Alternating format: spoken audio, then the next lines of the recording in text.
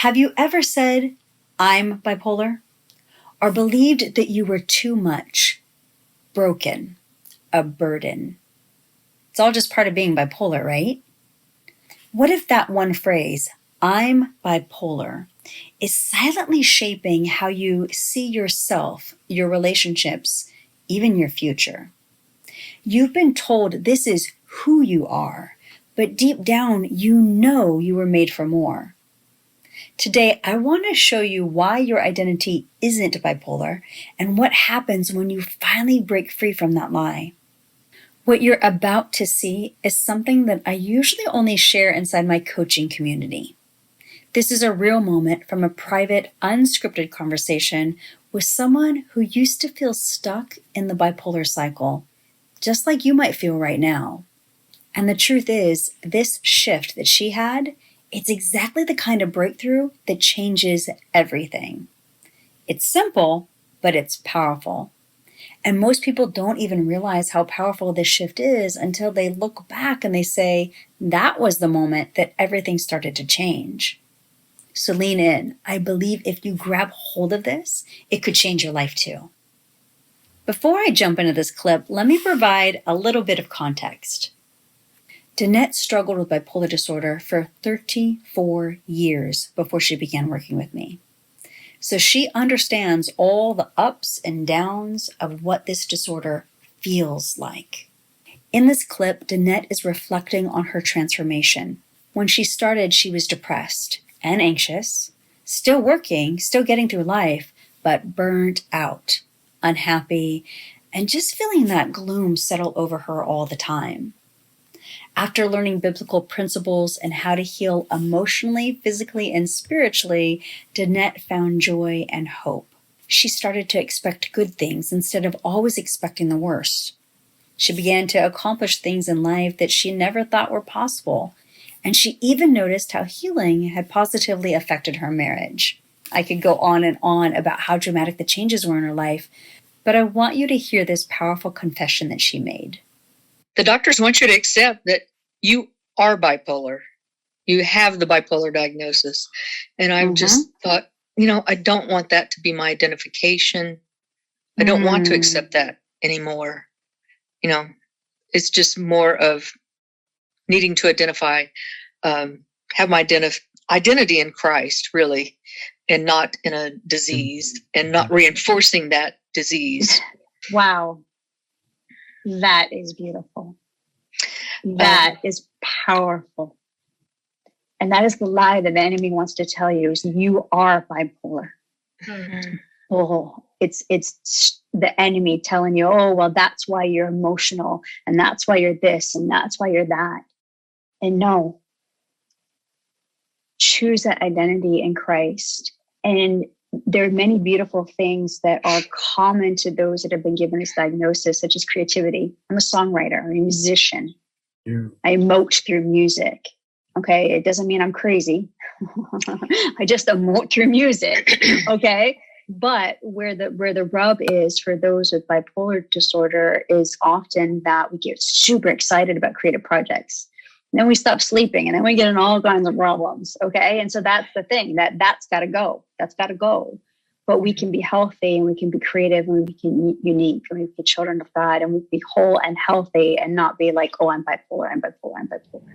And so that is powerful, Danette. Thank you so much for sharing that. Thank you. Can you relate to what Danette said? The doctors want you to accept that you are bipolar. The enemy of your soul wants you to believe that you are the disorder. You are taught by the world to have your identity swallowed up by this disorder. I combed through articles and articles online and copious session notes from working with coaching clients to find the top 5 beliefs that most people take on. They take on the diagnosis and they take on some wretched beliefs about who they are. See if you've begun to believe any of these about yourself. I'm too much. I know for me this sounded a little bit different. It was, I'm too emotional and I'm too loud. I have a very big personality, and I'm also a co-crier. And so I thought this was because of the bipolar diagnosis. Like when I would say I am bipolar, these other things came with it. I'm a burden. I really feel that one. I know I definitely felt that way. I was definitely what you would call high maintenance. I definitely was a high maintenance person with all that going on. It definitely put more of a strain on the family. But recognizing that I needed support and to find healing is a lot different than actually feeling like and identifying with being a burden. I'm broken. Sometimes this sounds like there's something wrong with me. I'm worthless. Like you'll never amount to anything. And the last one, I'm unlovable.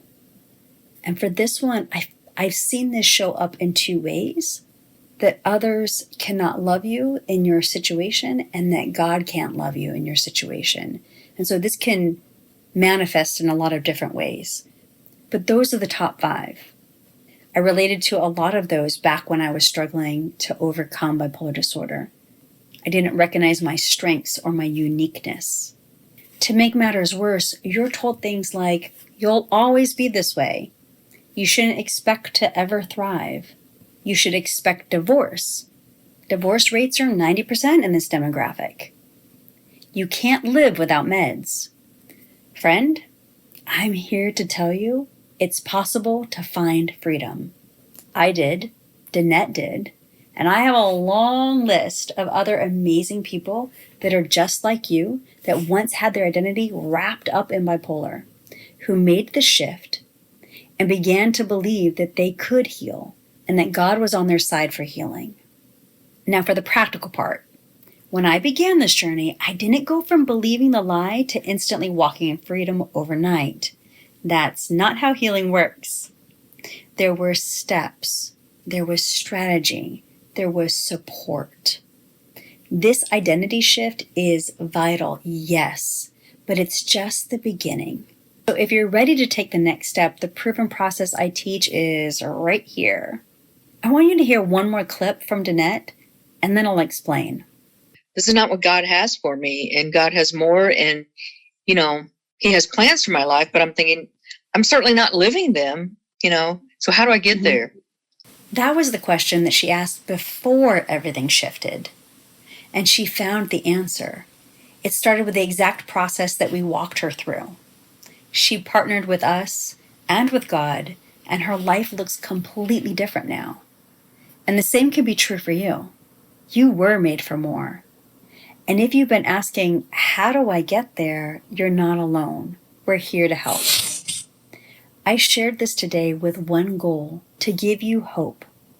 If it encouraged you, share your takeaway in the comments so someone else can be lifted up too. And thank you for taking a moment to comment. The algorithm rewards engagement. Your comment might push this video to someone else who needs hope on their darkest day. Someone that has been feeling like they're never going to break free from bipolar disorder. What if your comment was the very reason they get to see a powerful video today that offers them hope for healing? You are not alone. We are in this together. And now that you know that your identity is not bipolar, and you've seen what's possible when you break agreement with that lie, you might be wondering, so what do I actually do next? If I were back in that place again, feeling broken, overwhelmed, and unsure how to move forward, this would be the very first thing that I would do. You were made for more. Let's lean into it together.